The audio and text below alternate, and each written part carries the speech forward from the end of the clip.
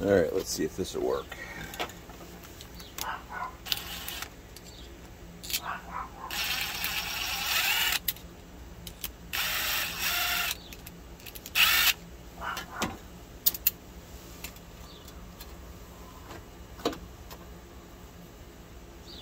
What I'm attempting to do,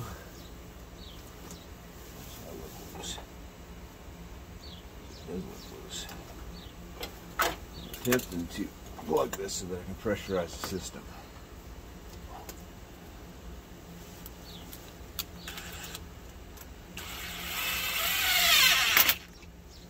Yeah, that might work.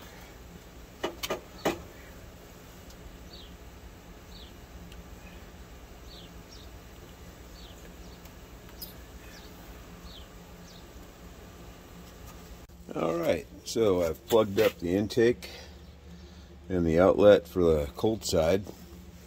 Now I'm going to pump this, see if I can hold pressure, see if I'm leaking anything anywhere along the intercooler. It's holding steady right now at about 3 psi. It's going to take a while to pump up enough pressure in there, but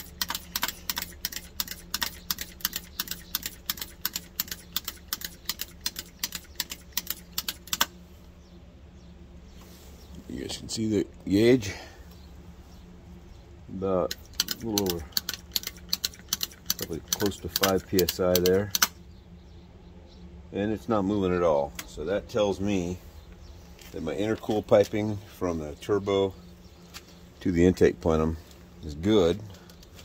That's wonderful. I did notice that I have some oil seepage getting into the turbo inlet from the turbo, so that tells me that my oil line is leaking. It's a brand new turbo. I put the bigger of the two orifices that came with they're basically reduction, these fittings here, they got little tiny pinholes in them. I kept the smallest one out. I wanted to go as big as possible, but since I'm leaking oil into the turbo, that's the only place it could be getting in is from here through the seal.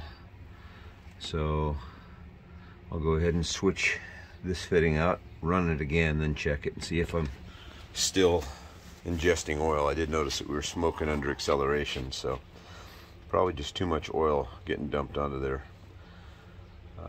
Yeah, so those are the two things I'm going to do right now, but that's real promising to see this. I guess it's leaking slightly, but it could be leaking at one of these two caps I put in.